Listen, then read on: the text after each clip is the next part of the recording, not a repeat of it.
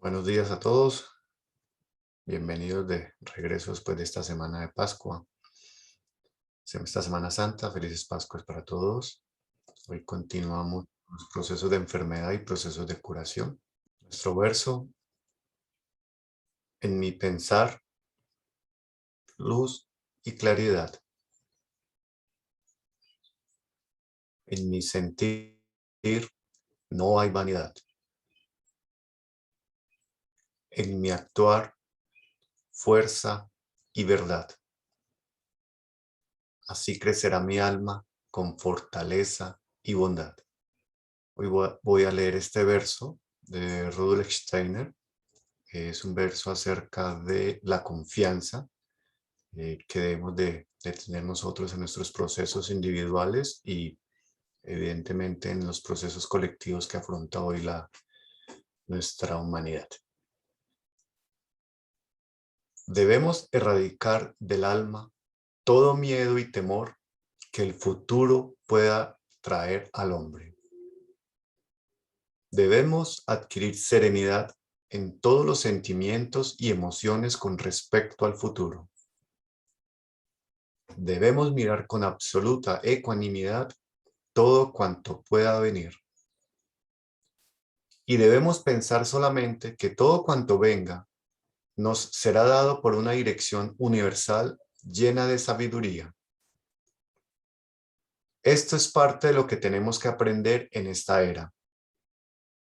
Saber vivir con pura confianza, sin ninguna seguridad en la existencia. Confianza en la ayuda siempre presente del mundo espiritual. En verdad, nada tendrá valor si el coraje nos falta. Disciplinemos nuestra voluntad y busquemos el despertar interior todas las mañanas y todas las noches. Rudolf Steiner. Muy buen día a todos, maestro Mario, muy buen día. Gracias. Muy buenos días. Buen día. Bueno, vivir sin ninguna seguridad en la existencia. Mejor dicho, vivir en la incertidumbre absoluta. A veces está traducido como en lo positivo, ¿no? Como tener confianza y no, es vivir en la incertidumbre permanente. Y ahí desarrollaríamos este coraje micaélico, que es una fuerza que necesitamos hoy en día. Normalmente el mundo, el espíritu del mundo, que no es el espíritu todavía del Cristo, eso va a depender de nosotros si llega a ser así, que Cristo se convierta en el espíritu del mundo, y ya los hindúes veían siempre el mundo como maya, una ilusión. Entonces este espíritu del mundo nos dice que para poder sentirnos seguros necesitamos una zona de confort. Cada uno tiene esa zona de confort. Cada uno se siente seguro en esa zona de confort. Y nos sentimos seguros. Así sea en una guardilla chiquitica ahí en nuestro cuartico, pero ahí yo me siento seguro y protegido, ¿sí?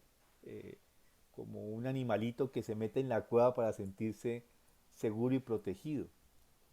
Pero justamente lo que manda este verso es a salir de nuestra cueva, a salir de nuestra zona de confort y meternos en la zona de inseguridad, incertidumbre.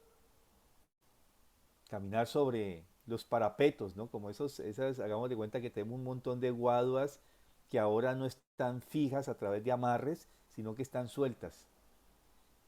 Y debemos caminar sobre ese guaduas que están sobre el agua y caminar sobre ellas. Y ahí es donde recién comenzamos a ganar esta seguridad que está dada en la confianza de que el mundo espiritual siempre está allí con nosotros. A pesar de que no lo percibamos, a pesar de que no tengamos una conciencia en ese momento de que ese mundo espiritual está para con nosotros. Y obviamente esto implica desarrollar unas cualidades internas, unas, unas cualidades que nos permiten que aunque nos sepamos y nos sintamos solos en un momento determinado, en el trasfondo no estamos solos, que ese sentimiento de soledad solamente es una sensación de soledad, porque en la vida práctica ese mundo espiritual siempre está allí, aún en los momentos más dramáticos y trágicos de nuestra existencia. Porque quizás esos momentos dramáticos y trágicos de nuestra existencia son pruebas, llamémoslos así, desafíos que se nos colocan enfrente para justamente ganar la fortaleza que necesitamos. Y justamente esa fortaleza que necesitamos es el desarrollo de nuestro yo, porque nuestro yo no tiene sino una sola forma de desarrollarse, y es en la resistencia. Es decir, es como la musculatura. No puedo desarrollar musculatura si no creo resistencia en los músculos. Por eso la gente a veces utiliza los pesos, ¿no? Las pesas para poder desarrollar más resistencia. Ah, bueno, este kilo ya no me hace nada. Bueno, metámosle 1,5, a ver, ¿cierto? Cuando yo hacía deporte eran las 10 lagartijas. Bueno, las haces muy suave. Ah, métele una más, 11. Uy, ya con la 11 le temblaban los brazos a uno. ¿Sí? Y ya cuando uno ya no le temblaban los brazos, bueno, ahora 12. Y así vamos subiendo de una en una, ¿no? Y siempre generando resistencia. Eso generaba la consistencia, la fortaleza del músculo. Bueno, lo digo porque yo era velocista. La gente piensa que los velocistas la fuerza está en las piernas meramente, no, está en los brazos, en el brasear. Es como el dínamo, ¿no? Es el que genera la potencia, son los brazos. Y depende de esa velocidad, no solamente del estilo, de muchas otras cosas, sino de esa potencia que desarrollemos en el brazo. Y de la misma manera como muscularmente nos debemos desarrollar en el sentido de los atletas, también lo es en la naturaleza de nuestro yo. Es indispensable esa resistencia. Y en ese sentido es esa confianza. Vendrán muchas situaciones de pruebas y allí en esos momentos más difíciles es donde tenemos que crear ese espacio interior para poder percibir ese mundo espiritual y al percibirlo tener la fortaleza de poder seguir adelante. El mismo Cristo en muchos momentos sintió eso. Uno de los más conocidos es la oración en el huerto, donde él siente que se está yendo, que está escarnando. ¿Qué hace para poder ganar la fuerza, para poder seguir encarnado en ese cuerpo de Jesús de Nazaret? Se va al huerto y ora.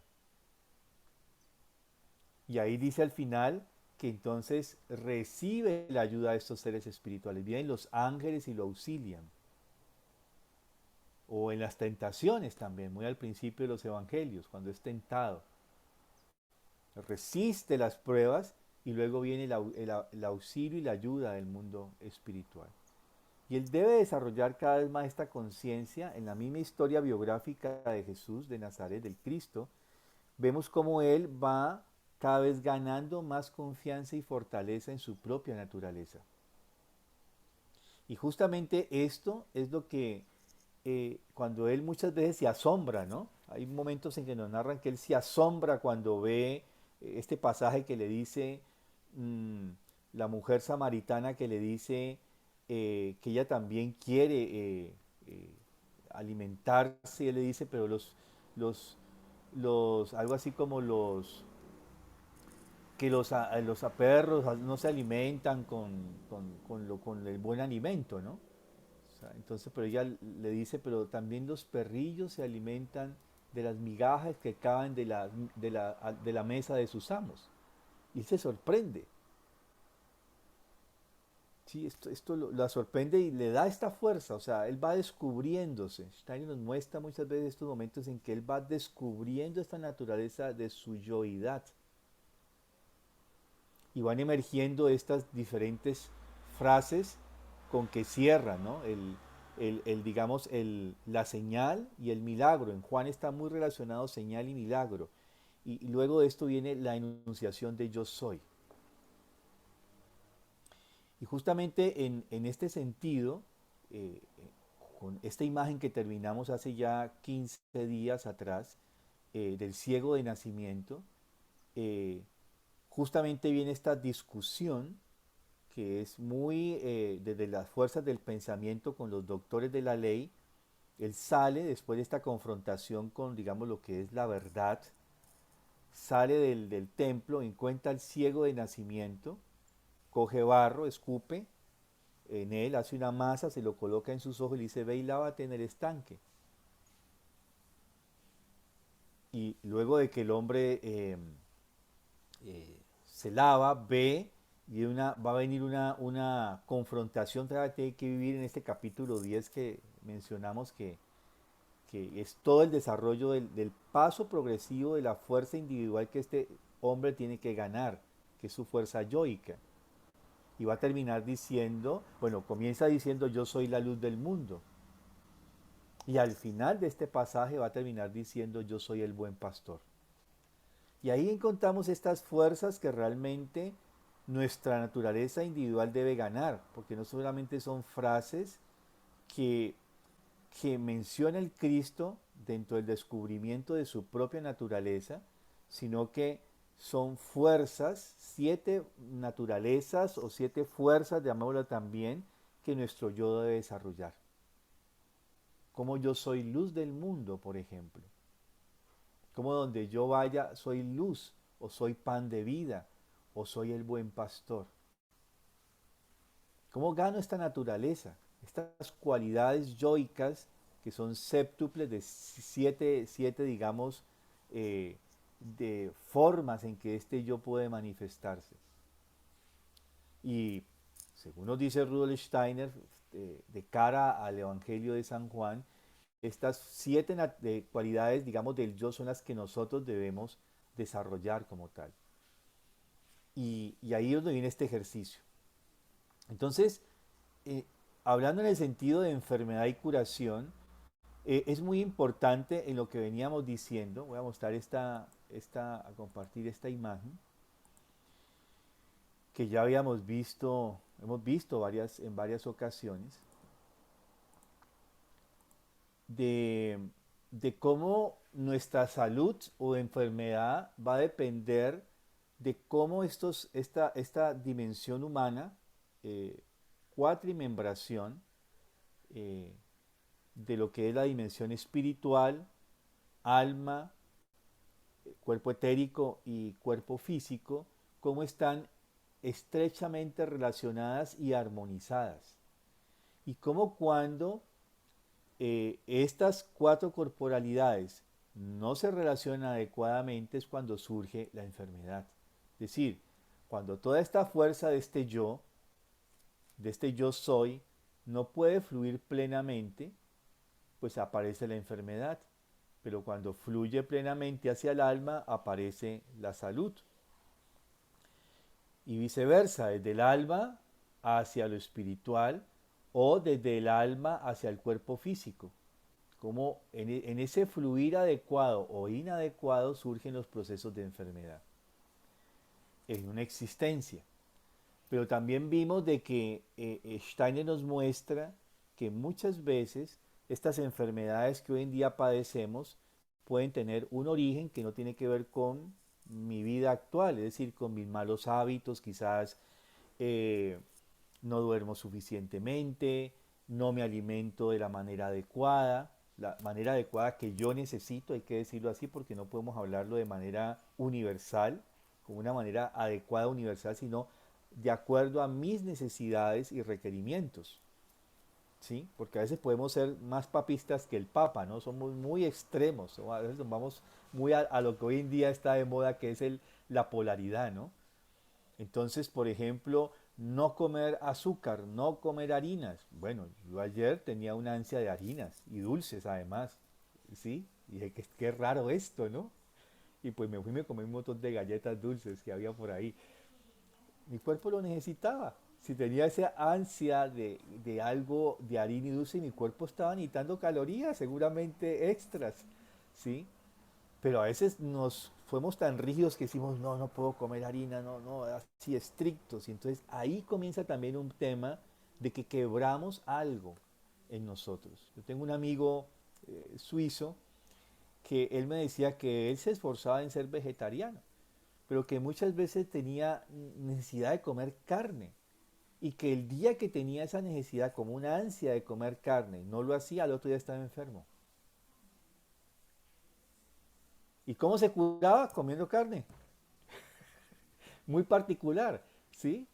Entonces, por eso hago esa claridad, ¿no? Eh, a veces nuestras tendencias o costumbres particulares eh, no sabemos buscar ese punto medio de equilibrio, que siempre es buscar el punto medio de equilibrio. Por supuesto que si yo sostengo una alimentación incorrecta, que ya sabemos que el azúcar, por ejemplo, en exceso produce, esa es la fuente de casi todas las enfermedades que tenemos hoy en día. El famoso síndrome metabólico se origina por todo lo que tiene que ver con el exceso de azúcar. Azúcar, azúcar en harinas, o todo lo que se convierte rápidamente en glucosa en nuestro cuerpo. Ahí está mucho de lo que es el origen de nuestra mayoría de las enfermedades. Y para curar cualquier enfermedad, realmente casi hoy en día hay una tendencia a decir, bueno, deje de consumir, por ejemplo, azúcar, ¿sí? Muy poco, o trate de consumir azúcar no directamente ya procesada, sino coma la fruta, ¿sí? Y hay veces inclusive, tengo un amigo eh, él le dio, bueno, ya tiene 4 cáncer, ¿no? Él tiene cuatro cáncer ya en uno. Y él todavía está vivito y coleando, ¿no? Él ya inclusive hasta testamento y un libro escribió de despedida y nosotros nos burlamos que va a tener que volver a reescribir el libro porque él quedó inconcluso. Eso hace como 5 o más años, ¿no? Y algo que se encontró con alguien que no es médico, sino un ingeniero, pero ese ingeniero estudió muchísimo el tema del cáncer, por ejemplo, porque él tuvo una hermana que muere de cáncer. Entonces él se interesa mucho en estudiar sobre el cáncer y encuentra una terapia que tiene que ver con alimentación. Él la descubre, no la copia, sino que él descubre. Y entonces él le da a este amigo lo escucha y dice, bueno, tu dieta va a ser esta, y le da una dieta, cual médico le da una dieta estricta, y algo muy particular es que le quita el azúcar, por ejemplo, y le quita el licor para él. Y él ha seguido, sí, claro que a veces come su postrecito, a veces se toma su whisky, su trago de whisky, como dice, pero no es una cosa que él ya reguló todo esto. Y claro, se sabe hoy en día que el azúcar es si no es el origen de los procesos cancerígenos en el cuerpo, sí es un alimento indudablemente que eh, incrementa estos procesos, ¿sí?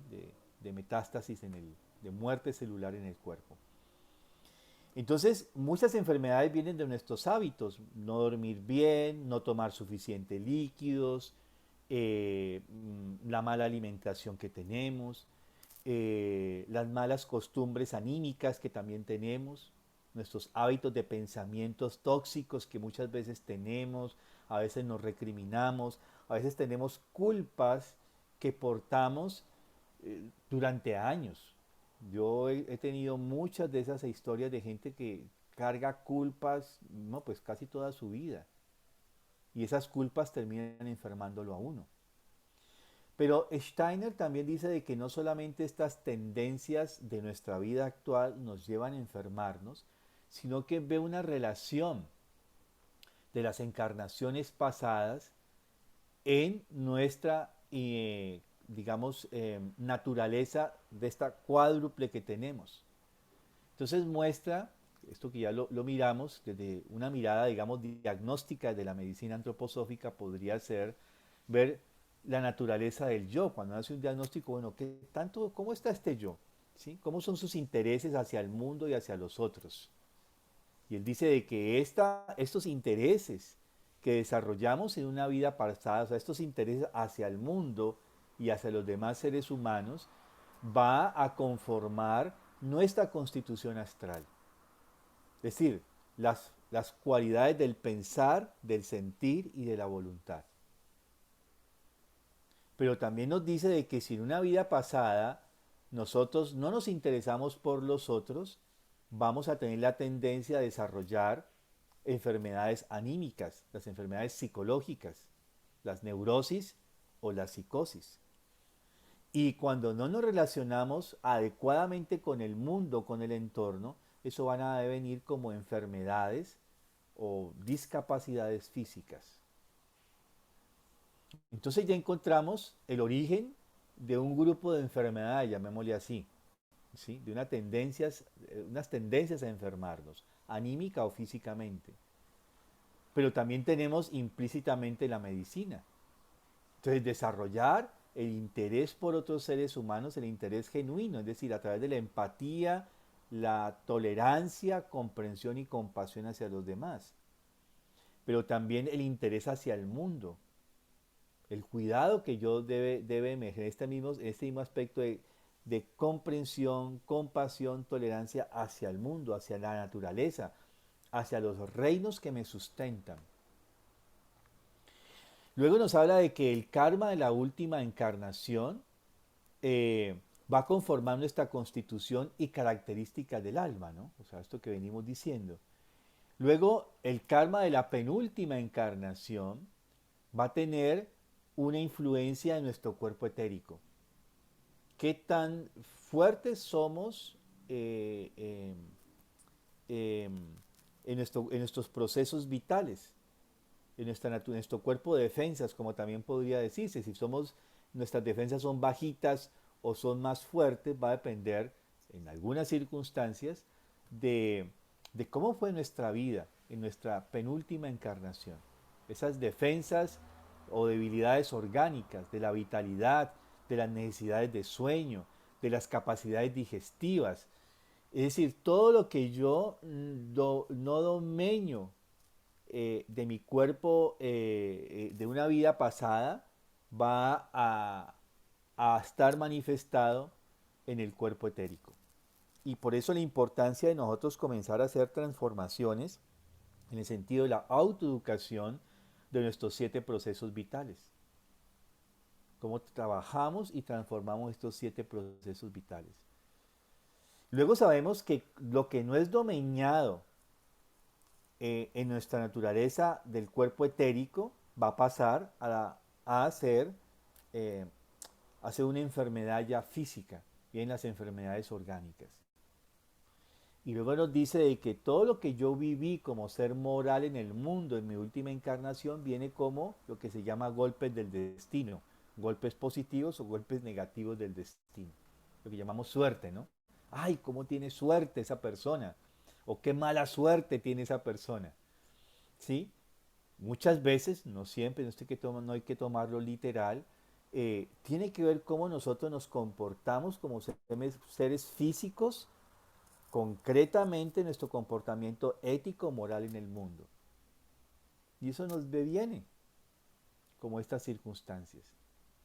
Entonces, cuando nosotros miramos la salud, los procesos de salud y los procesos en general de enfermedad, tenemos que tener una mirada mucho más abarcante. Y esto es lo que Steiner descubre y describe que en los evangelios él ve los procesos de enfermedad y los procesos de curación, las relaciones y la necesidad de este fortalecimiento desde lo individual que permite la transformación inicialmente del individuo. Por eso decíamos, la única sanación donde el enfermo no pide ser curado, ni él ni los otros, es en el ciego de nacimiento.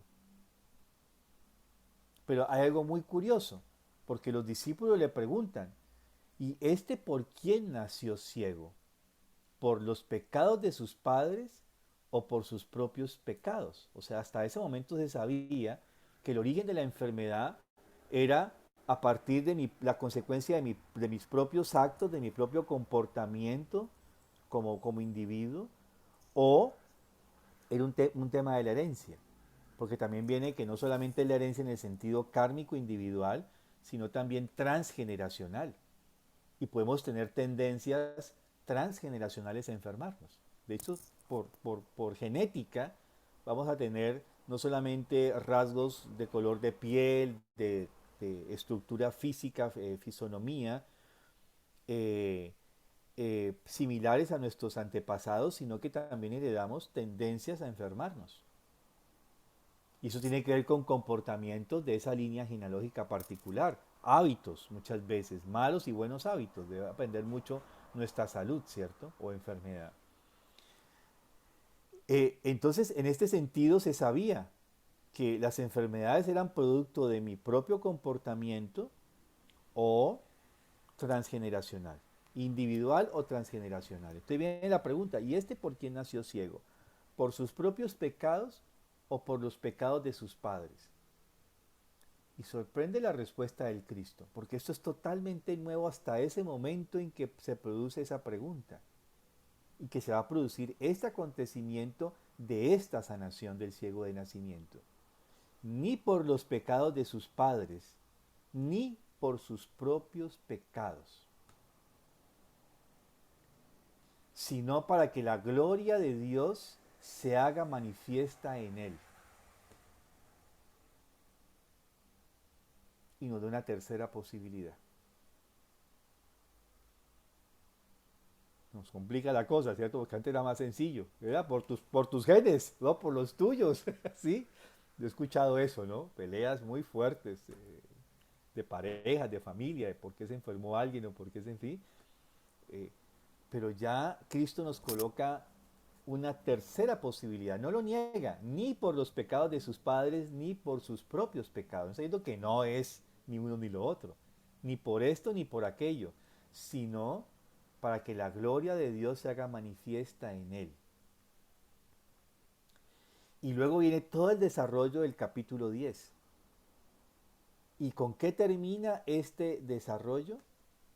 Llega un momento en que el ciego es acorralado por todos los judíos, los fariseos que lo persiguen y lo quieren condenar, y él termina diciendo, yo soy.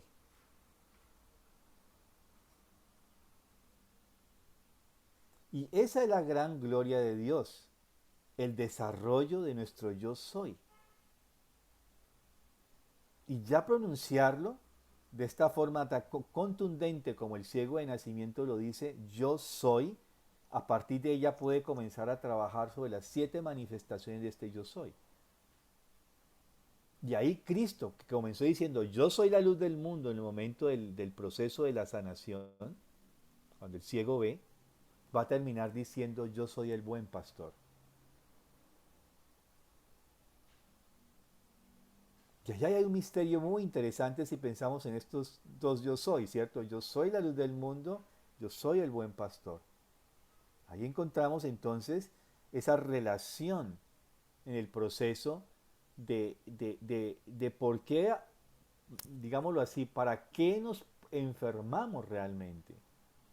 Y cuando logramos comprender esto, ya la enfermedad no se convierte en una calamidad, que lo es porque una enfermedad nos trae padecimientos, pero si logramos voltear esto, quizás encontramos también la forma de voltear la enfermedad. Es decir, ¿cuál es el misterio por el cual yo me enfermo? Y lograr voltear esto. Esto que me conlleva a generar la tendencia anímica, etérica, que conlleva que se manifieste en mí una enfermedad física. Y logro voltearlo. Y si logro hacerlo, encontrar ese secreto, la enfermedad desaparece y viene el milagro.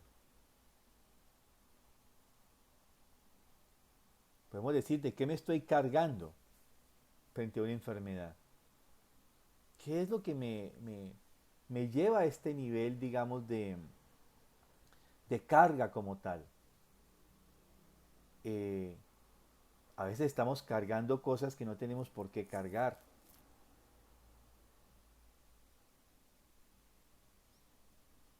Eh, en muchos aspectos, ¿no? A veces son tendencias anímicas nuestras que no logramos transformar y que no son, ¿cómo decirlo? No son aspectos bellos de nuestro ser. Esa es otra causa también. A veces nos cargamos con cosas que no deben ser, a veces tenemos cosas no bellas que no hemos hecho ningún esfuerzo por transformar. Es que yo soy así, en mi figura hasta la sepultura. No hacemos nada por transformarnos. Y no es que tengamos que mostrarnos siempre bellos, pues no, tenemos también una parte nuestra que no es tan bella, pero ¿cómo logramos esforzarnos en transformar esos aspectos nuestros? A veces terminamos enfermándonos por otros, terminamos asumiendo el karma de otros, las situaciones de otros. Hay un médico, leí hace un par de semanas atrás, que termina diciendo, pues está explicando acerca de las enfermedades y termina diciendo, en una familia el eje sobre el cual gira la familia es sobre el más débil de la familia. Y yo dije, cierto. O sea, yo lo he visto centenares de veces. Siempre los seres humanos giramos a nivel gregario, de grupo, giramos en torno al más débil. Pero en la naturaleza no es así. El más débil lo dejan a un lado para que la naturaleza lo consuma. Es muy, sí, eso es interesante. Yo no sé lo que decía es bueno o malo, es interesante, ¿sí? Porque hay una tendencia nuestra como a cobijar a ese otro que es el más necesitado. El tema es cómo no reforzamos esa tendencia a su debilidad, digo que ahí viene lo nuevo, sino cómo le transmitimos que fortalezca y transforme su debilidad. Esa es la tarea. Y ahí yo creo que estaríamos en un camino de transformación, porque lo que muestra este médico en su discurso que está describiendo es que en ese sentido de girar solo en torno al más débil, como grupo gregario nos hacemos todos más débiles, porque estamos siempre en pos de la debilidad y la enfermedad del otro. Entonces cuando logramos voltearlo y enseñarle a que transforme esto, ya esto no va a ser así. O sea, cómo esa condición mental, social, la transformamos. El problema del mundo actual es que sostenemos la enfermedad, sostenemos la debilidad, sostenemos las situaciones precarias desde cualquier óptica, desde cualquier esfera que nosotros lo consideremos, porque sosteniendo esa precariedad logramos sostenernos a nosotros mismos en nuestra posición dominante. Eso en clínica, digamos, en profesiones de salud y de auxilio social llamamos síndrome del que auxilia.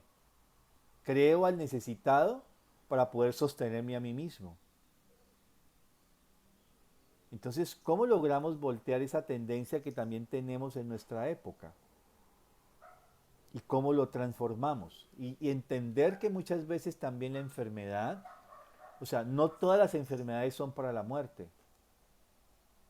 No nos enfermamos necesariamente para morir. Eso también es interesante comprenderlo, ¿no? No siempre estamos enfermándonos porque nos vamos a morir. A veces uno se muere, vive enfermo no sé cuántos años y muere de otra cosa. No de eso que vivió enfermo muchísimos años. ¿Sí? ¿No han visto esos ejemplos en la vida práctica? Uno padece años, un padecimiento durante 20, 30 años y murió de otra cosa totalmente distinta. Eso sucede también.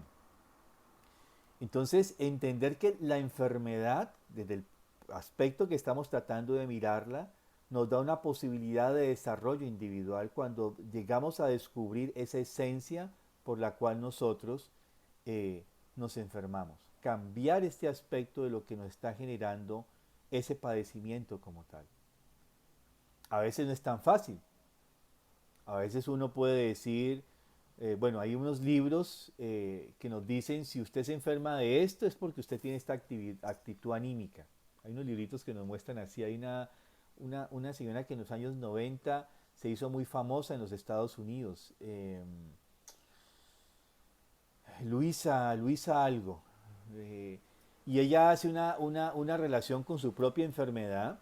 Ella creo que padece un cáncer, algo así, no recuerdo. Lo leí ese libro hace mucho tiempo.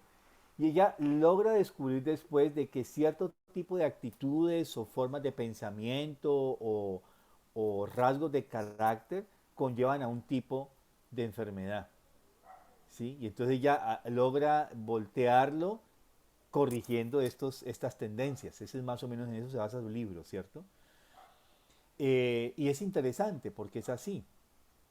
Eh, pero a veces no es tan fácil darme cuenta. Yo puedo tener la fórmula. Si yo me enfermo del colon, por decir algo, es porque yo estoy cargando cosas, porque eso dice la fórmula, ¿no? El cargar cosas, el sentir que estás cargando cosas que no quieres cargar, haces que te enferme del colon, por decir un ejemplo, ¿cierto? Pero a veces yo tengo la fórmula, pero yo no lo descubro dentro de mí. Para mí no es un eureka, no es ya lo vi. No, mientras yo no lo vea, no perciba esa realidad en mí mismo, puedo tener el concepto, puedo tener la fórmula aquí, pero mientras no llegue yo a descubrirlo en mí, a experimentar que realmente yo me estoy cargando y de qué manera me estoy cargando, no va a poder hacer el soltarlo. Porque no es meramente, no es un concepto abstracto, es un descubrir en uno mismo cómo yo me estoy cargando en este sentido, ¿sí? O cómo tengo ciertas tendencias de pensamiento. Es que yo tengo esta tendencia a estar pensando de una manera trágica, o estoy siempre pensando a sentirme víctima, o estoy siempre pensando cualquier cosa. Muchas veces uno no se da cuenta de que está pensando así. Yo siempre hablo del parloteo interno de nuestra mente, ¿no? Nosotros tenemos el pensamiento que somos conscientes, pero tenemos una cotorra aquí atrás que siempre está parloteándonos. Y cuando uno solo desarrolla esta capacidad de meditar, o sea, hacer quietud interior, uno muchas veces se da cuenta que la cotorra está diciéndote no eres capaz, no vas a poder, eres un inútil, eres un tonto. Todas las cosas te está diciendo la cotorra. Mientras yo no descubra mi cotorra, qué es lo que me dice, puedo tener el concepto. Pero mientras yo no me escuche a mí mismo, a mi cotorra interna, como yo le llamo la cotorra interna, ahí qué es lo que me dice constantemente. Y esos son diálogos conmigo mismo que transcurren de una manera silenciosa. Y como siempre estamos en actividad, relacionándonos con el mundo externo, no tenemos tiempo de aquietarnos y escucharnos. Por eso, una de las cosas que hoy en día tendríamos que desarrollar sí o sí es a estar en silencio. Pero estar en silencio no es meramente no tener, digamos, una perturbación externa de ruidos. Es estar en silencio internamente. Pero nos da miedo, porque nos enfrentamos a nuestra cotorra, que quién sabe qué es lo que nos va a decir, ¿cierto? Entonces, colocamos el ruido, nosotros mismos generamos el ruido externo. Entonces, es muy importante poder realmente llegar a esta capacidad de poder entrar en un vínculo con nuestro mundo interior y descubrir las relaciones de estos procesos que nos llegan a enfermarnos. Yo les hablaba también de la curación de la hija de Jairo. Jairo es un principal de la sinagoga que su hija está moribunda y ha escuchado hablar de Jesús y sale a buscarlo. Y Cristo narra los evangelios, va de camino y hay una multitud muy grande. Y en medio de eso hay una mujer que padece de un sangrado hace 12 años. Y ella dice que ha escuchado de que el Cristo cura. Si solo toco su manta, me curaré. Y así hace, solo toca su manta, porque hay tanta multitud que no puede acercarse. Y apenas toca la manta, ella se cura. Y Cristo siente que una fuerza ha salido de él. Y dice, ¿quién me tocó? Y le dicen los discípulos, pero maestro, estás apretujado de gente, ¿cómo vas a decir que quién te tocó? Si alguien me tocó. Entonces la mujer al sentirse develada dice, yo fui, y le cuenta su historia. Y justamente entonces cuando llega a la casa de Jairo, eh, eh, pide que 3 discípulos lo acompañen, que son los mismos 3 discípulos que están en el momento de la transfiguración. Son los mismos 3, eso no es gratuito. Y pide que todo el mundo se salga y allí él le dice a la niña que se levante y bueno, se cura la chica. Y uno puede ver que esta chica es una chica más o menos doceañera y esta mujer es una mujer madura. Una tiene en exceso lo que la otra le falta. Y cuando esta que está, la que está en exceso se cura, lo que le falta a la otra se compensa. Y eso es interesante mirarlo, esta sanación, porque muchas veces las enfermedades que uno puede tener es una descompensación no meramente mía, sino de un entorno cultural donde yo me muevo. ¿Sí? Lo voy a decir de otra forma. Yo tengo un dicho administrativo. Cuando yo en 8 horas de trabajo no hago lo que me toca, o soy muy mediocre en lo que yo hago, o estoy sobrecargado de trabajo. Y en ese sentido muchas veces ese sobrecargarse de algo es una descompensación dentro de un núcleo social.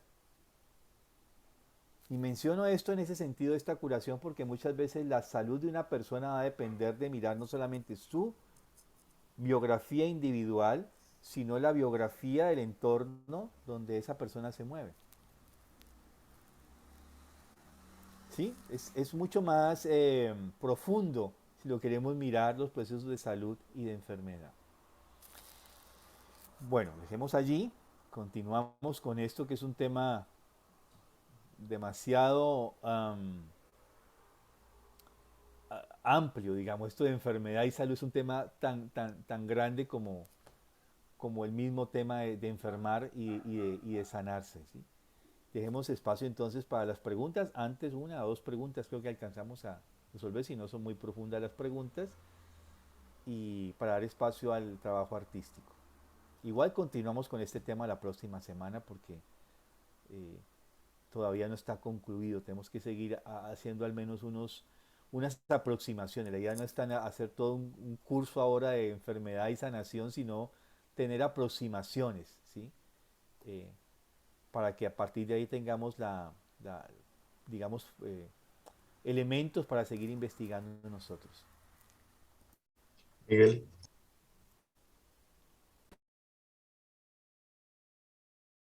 Sí, primero las damas. Adelante, Ángeles. Sí, con respecto al karma de la enfermedad, que tú decías que podía ser transgeneracional o se creía que podía ser por algo hereditario, sanguíneo, y bueno, diste todo este ejemplo tan hermoso del ciego de nacimiento, y me quedé pensando también en que en los niños que nacen con algún síndrome más notorio, como puede ser un síndrome de Down, o hoy en día que hay tantos niños con, dentro del espectro autista. Entonces, ¿cómo que los padres se culpan unos a otros, ¿no? Que fue tu culpa, que por tu culpa nació así. En general, a veces pasa eso hasta que después los padres cambian un poco esa visión. Pero, ¿cuál sería la explicación antroposófica o desde la ciencia espiritual para el nacimiento de estas personas con estas características tan singulares, ¿no? Sí, uno puede mirar la enfermedad de manera individual, pero también podemos mirar las enfermedades de manera grupal, como un fenómeno colectivo. Y desde esta lógica, como un fenómeno colectivo, uno puede acercarse al ser de la enfermedad. ¿Qué es lo característico de esta enfermedad? En especial en el síndrome de Down, se decía que era porque eran personas mayores, que concebían mayores. Varón y mujer tenían que ver con ello y lo relacionaba inicialmente con la mujer, muy al principio de que el fenómeno comienza a aparecer con más, digamos, con más, ¿cómo es que se diría? Más frecuencia. Luego dicen que también tienen que ver con el varón. Y luego dicen, espérate, hay mujeres que están teniendo hijos con síndrome de Down y no son mayores.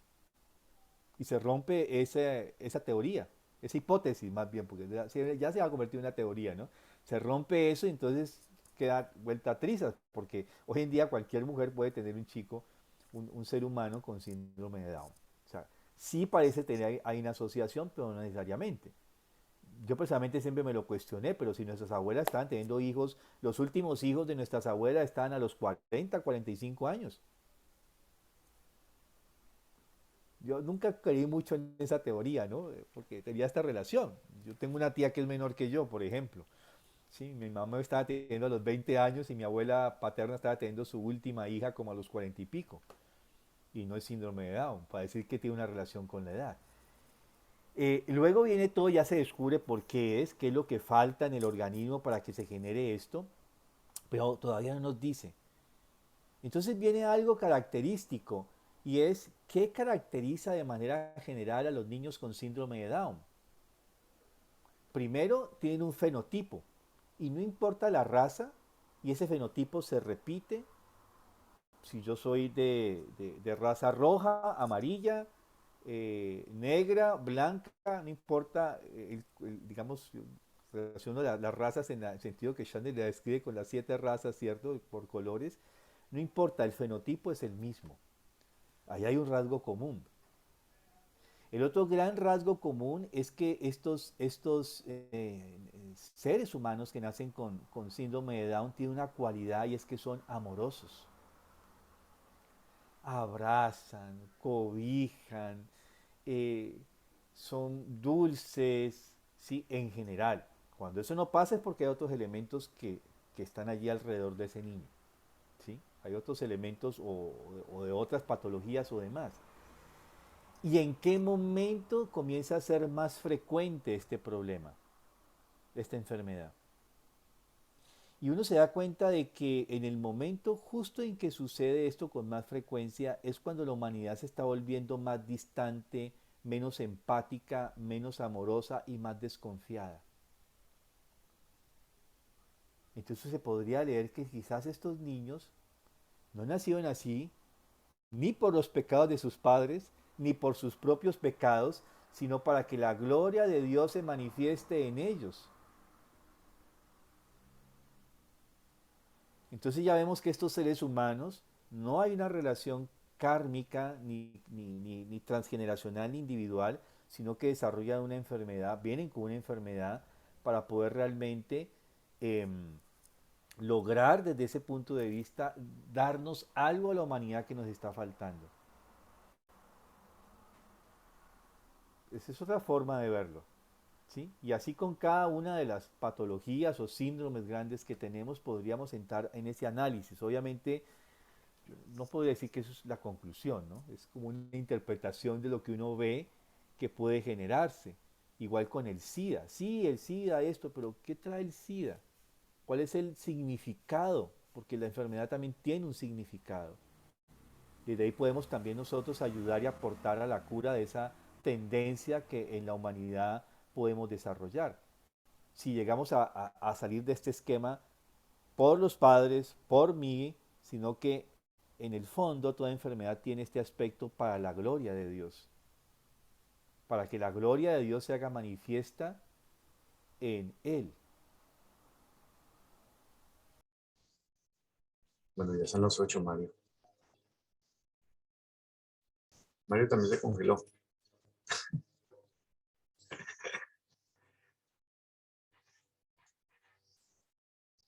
María Lucía está. Sí. Sí. Hola. Y Ya. bueno, demos espacio entonces a la parte artística. Vale, Mario, muchas Pues que gracias. tengan un buen día a todos. Buen día. Gracias, maestro Mario. Gracias, Mario. Gracias, Mario.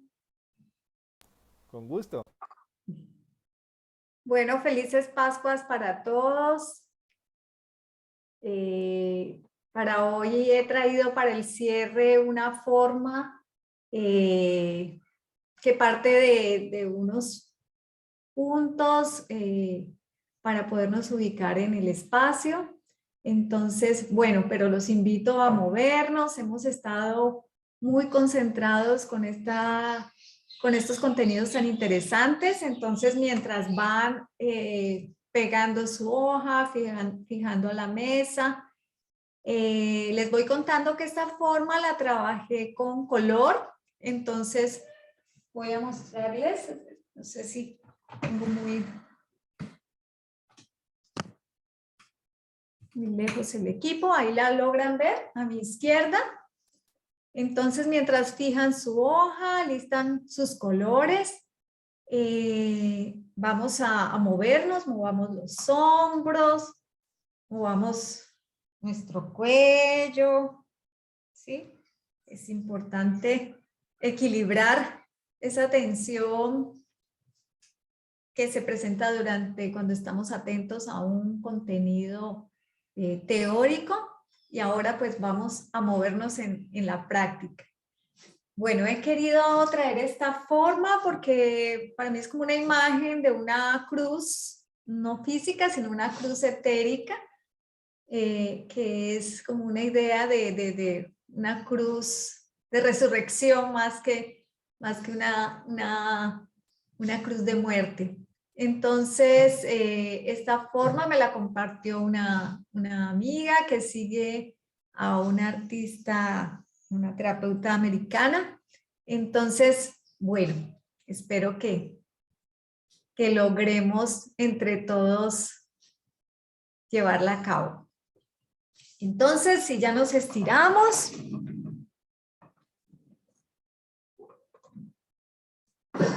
vamos a ubicar nuestra hoja en posición vertical. Colocamos nuestros colores y con lo que vamos a empezar es ubicándonos en el espacio de la hoja. Primero, después de habernos estirado, de haber hecho conciencia de nuestro cuerpo, de habernos estirado nuestros brazos, y tenemos un poquito nuestras manos.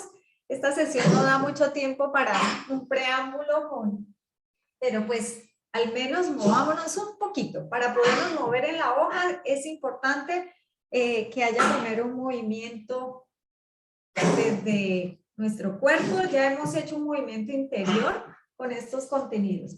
Entonces, bueno, vamos a ubicar, así como ubicamos en nuestra vertical cuál es nuestro centro, ¿sí?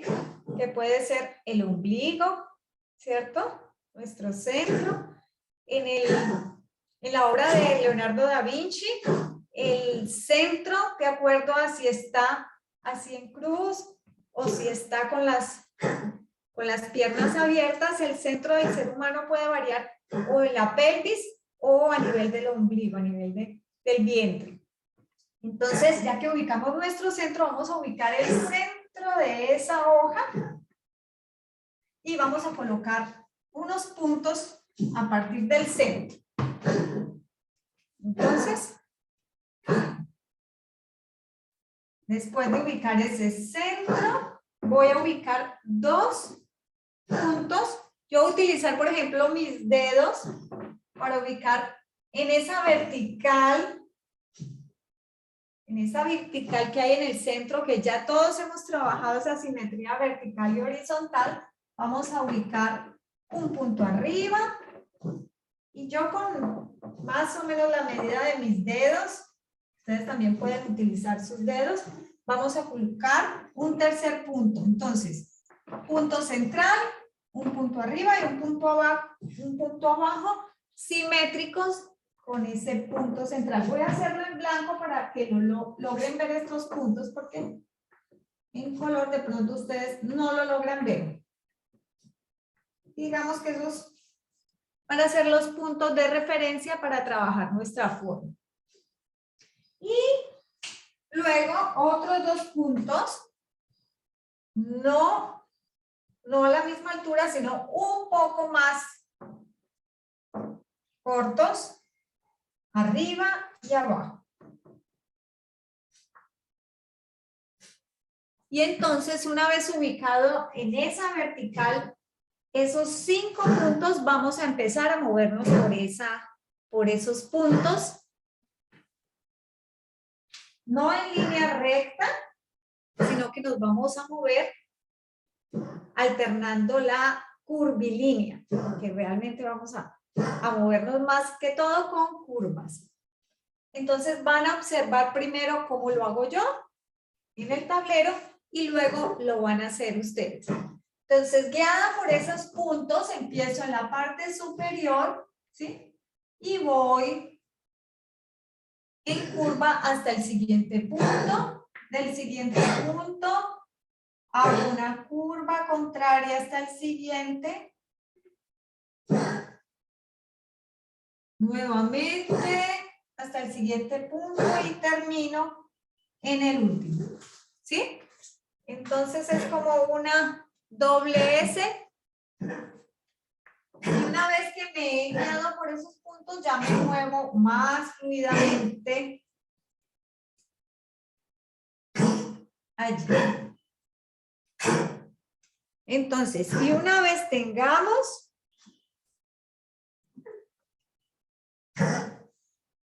levemente esa primera forma, ya a partir de esos puntos, sobra decir que ese punto superior debe tener una margen para que no quede tan arriba y una margencita inferior. Entonces, una vez tengamos esta forma, vamos a hacer su complemento al otro lado partiendo de arriba, no de abajo, de arriba. Entonces, arranco en el primer punto. Voy al primer cruce, aquí ya se producen unos cruces, voy al segundo cruce, tercer cruce.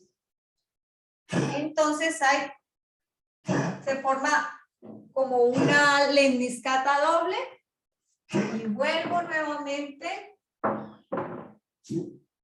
ya equilibrando un poquito, primer cruce, segundo y tercer cruce.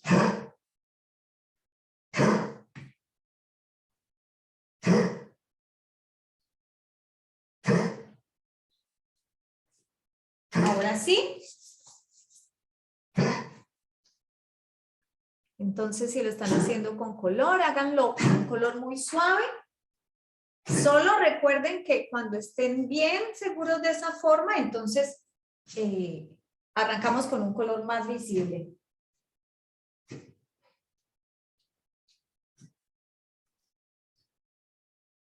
Miren que esta forma es puntiaguda, como una forma no redonda arriba, sino en punta. Aquí me quedó muy redondeada la del tablero, como una forma gótica. Entonces voy a alargar un poquito la que tengo en el tablero porque me quedó muy redondeada. De pronto ese punto o un poco más arriba o simplemente más corto.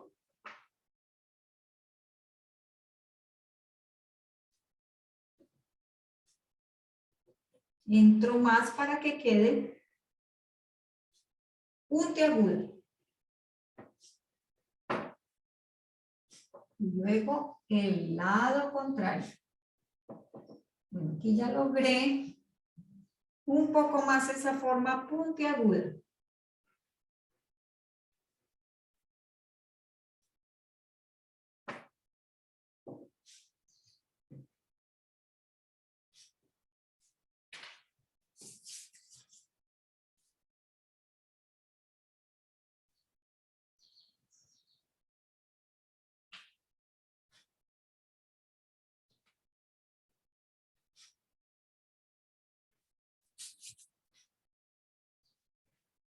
Gracias, Ángeles, muy bien. Si me hace falta mirar cómo va el proceso, al menos de 1 o 2 personas, el de Oscar no lo logro ver bien porque está muy claro el Nancy, muy bien. Eso. Ah, sí, sí, sí. Córrele un poquito más, sino que no veo bien. Sí, ahí está bien centrado. Ahora sí. Y miramos que quede bien en la vertical, ¿sí? Por eso es importante la ubicación de los puntos sobre la vertical para que esa doble lemniscata no nos quede como ladeada. Es muy importante esa parte, que esos puntos queden bien sobre la vertical porque corremos el riesgo de que se nos desequilibre esa doble lemniscata. Cuando ya lo tengan como Ángeles, como Nancy, Oscar, que ya van avanzados, entonces con un color o con una crayola un poco más oscura, un poco más arriba, sí, que allí también le podemos dar una forma más puntiaguda, buscar un color rojo, un poco más arriba, vamos a bordear esa primera línea y vamos a darle como ese entrelazamiento entre ambas líneas. Entonces siempre por encima y luego en el siguiente cruce pues hago un saltico para que quede por debajo y por encima y llego acá.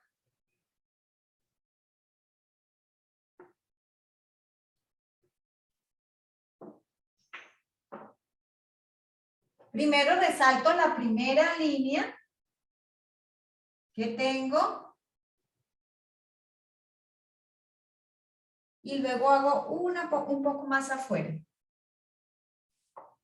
Y hago lo mismo en el sentido contrario, bordeando la primera. Primero resalto la que tengo.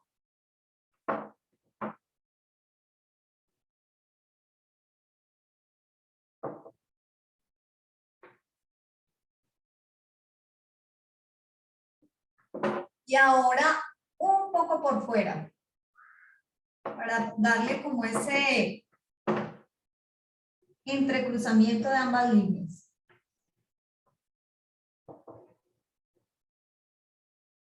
Y termino adentro.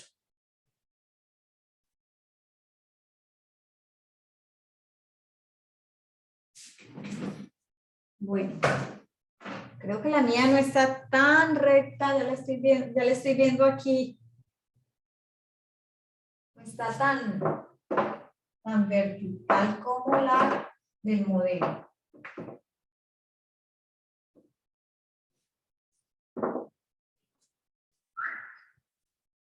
Muy bien, Bárbara. Súper. Eso, entonces ya dándole la segunda línea hacemos el ejercicio de entrelazado. Y ahora sí me avisan cuando todos estemos en esta primera forma para hacer la forma horizontal que complementa nuestra forma completa. Me hacen un guiño, una manito para saber si continúa. Muy bien. Ok. Bien, Mariana. Quedaron un poquito simétricas todas las lemniscatas. La idea es que estos dos puntos eran un poquito más cerca. Entonces, para una próxima puedes hacerla. Sí. Los dos puntos de afuera un poquito más cerca. Bueno. Gracias. Bueno, ahora entonces vamos a colocar los puntos de referencia para la forma que va hacia la horizontal.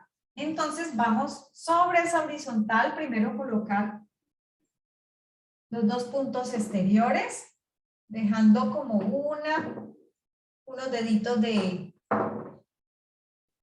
distancia entre el borde de la hoja para que no me quede hasta el borde. Entonces, sobre este cruce horizontal del centro, voy a hacer estos dos puntos. Luego ubico el centro de estas dos lemniscatas, estas dos formas redondeadas. El punto central de esta lemniscata central. Y luego entre este espacio otro punto central. Desde el punto central ubicamos el centro del centro. Y otros 2 puntos más o menos a la misma distancia. O sea, quedarían 4 puntos alrededor del cruce central de mi lemniscata central.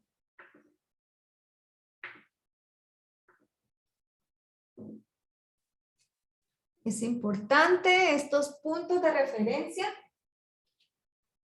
porque es lo que va a sostenernos, va a sostener para que sea muy armónica esa lemniscata. Aquí estamos apelando a nuestro geómetra interior, a ese sentido del equilibrio, de la proporción, de la distancia, sin necesidad de tener una regla para medir, pero más o menos equidistante estos 4 puntos. Aquí los estoy colocando un poquito más visibles. ¿Ya los tenemos? Muy bien. Y ahora van a observar cómo me voy a mover. Igual que en la anterior forma, empiezo por la de más arriba, el punto central, y lo uno con el siguiente de manera de un semicírculo. Luego aquí va una línea recta y luego otro semicírculo acá.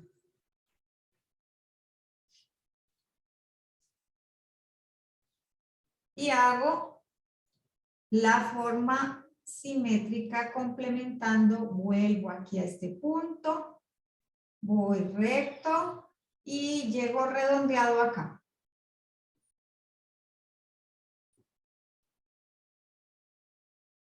Y sigo el recorrido, siguiendo la referencia de los puntos, me muevo en recta en el centro y luego un semicírculo al lado izquierdo, la simetría horizontal, recta y vuelvo acá.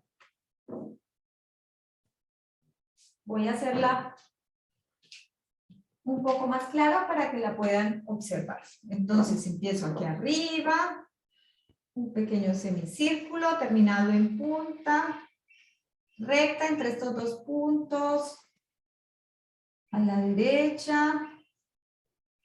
Me voy viendo por esos cruces. Esos van a ser los puntos de cruce. Que guían.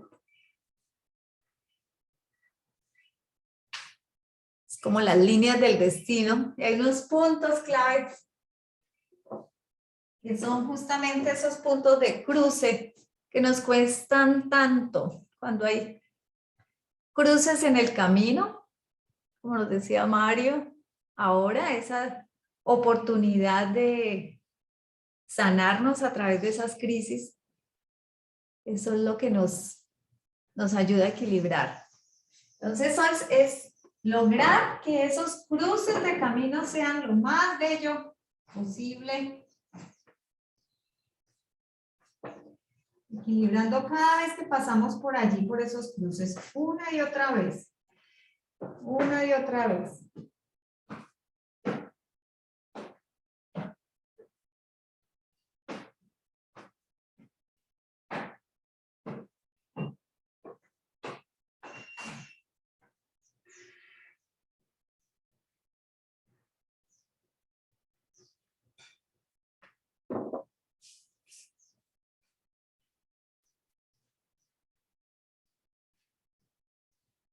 Muy bien, al principio si sentimos que no está tan simétrico, pues cada vez que pasamos nos alejamos un poco. Es importantísimo tomar distancia para mirar que esa forma realmente salga bella.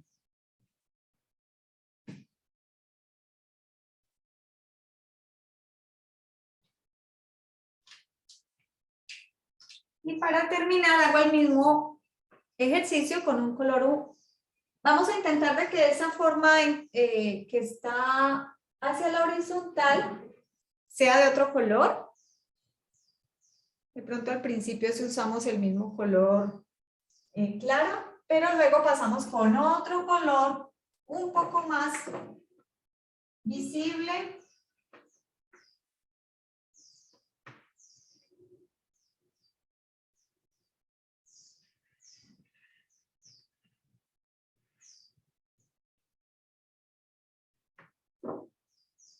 Y después de que pasamos con ese color,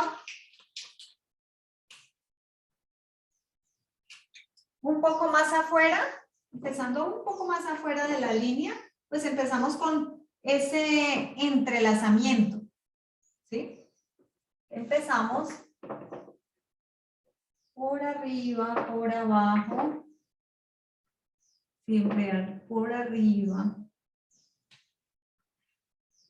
por abajo, por arriba, por abajo,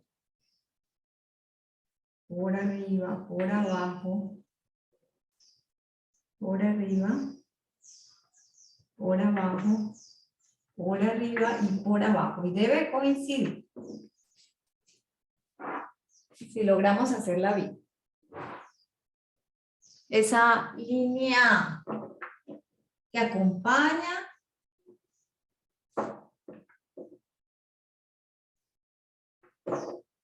Arriba, abajo. Arriba. Abajo.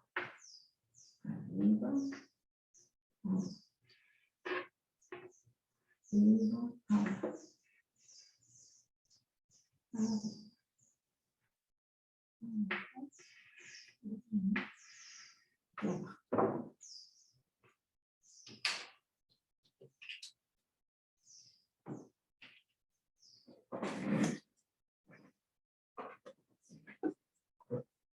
Muy bien, Ángeles.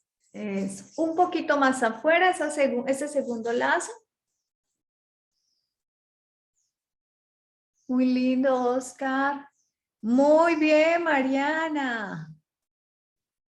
Súper. Muy linda. Uy, Bárbara, te quedó bárbaro. Madeleine. Ay, sí, lo lograron muy fácil.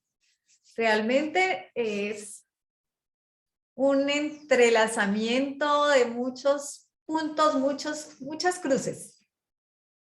Mucho movimiento.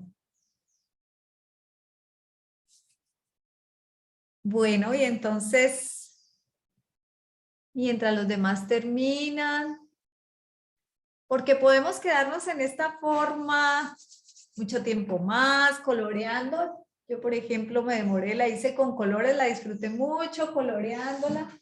Se las voy a mostrar más de cerca para que se inspiren, que hagan de pronto una nueva con color. Y ya ustedes le pueden dar como unos matices cuando la estén coloreando entre ambas líneas. Primero hacemos la línea y luego la coloreamos. Y miren que termina en punta.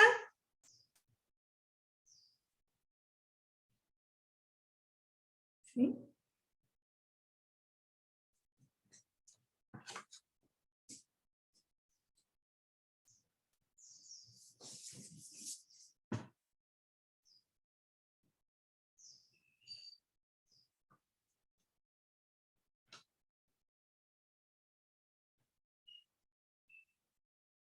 Muy bien, Nancy.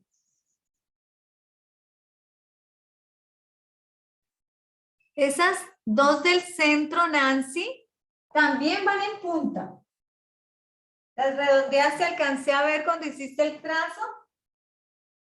O sea, punta y punta. Como una punta gótica, no en arco, no redondeada, sino en punta. Entonces aún la puedes poner un poquito puntiaguda, así como Ángeles, que nos lo está mostrando de cerca muy bien. Y está haciendo esas puntas agudas en cada extremo, superior, Gracias. inferior, lados, interior también. Bueno, Ya, gracias. Sí, gracias, María Lucía. lo mismo, Oscar, no lo veo muy bien, si la puedes acercar.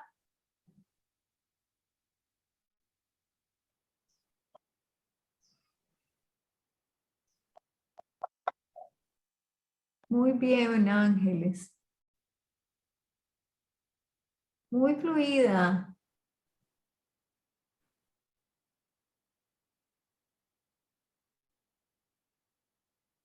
¿Alguien que quiera comentar para cerrar la experiencia de la forma?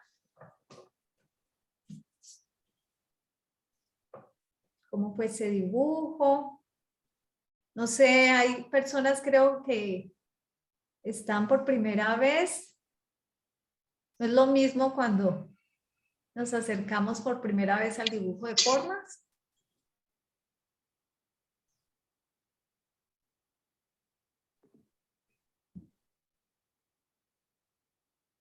¿Quién quiere contarnos?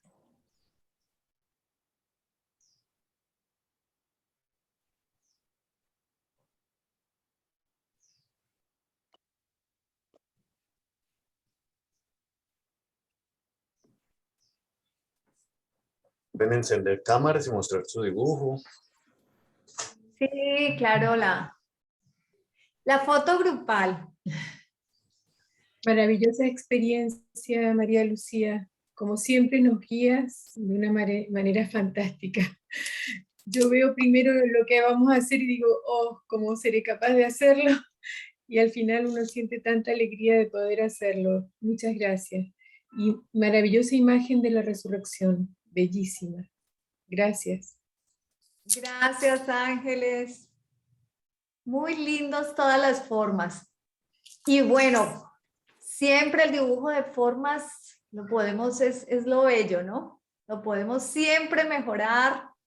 Siempre hay algo por equilibrar, pero el proceso es lo importante, más que el resultado, porque a veces nos afanamos por lograr la misma forma que presento aquí, pero lo más importante es lo que se mueve dentro de nosotros mientras estamos haciendo el ejercicio. Ese es realmente el proceso de sanación. Bueno, entonces vamos a hacerlo. María Lucía, mil gracias.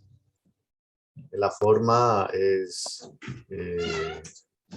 exigente porque cuando uno va a intentar cruzar, de pronto ve uno que no le queda homogénea, intenta, o bueno, me pasó, intenta uno volver a nuevamente pasar y como que no se quiere corregir, digamos, me imagino que eso será algo individual de uno, pero como que no se quiere corregir y toca uno por forzarse como a abrirlo nuevamente, pero bueno.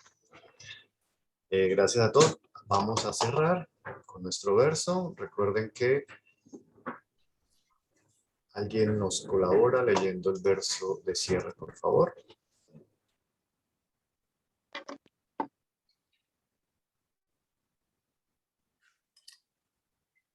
En mi pensar, luz y claridad. En mi sentir no hay vanidad. En mi actuar, fuerza y verdad. Así crecerá mi alma con fortaleza y bondad. Gracias, Nancy. Gracias a todos. Nos vemos el martes. Vale, una feliz semana. Gracias. Gracias. Gracias. Bye. Bendiciones.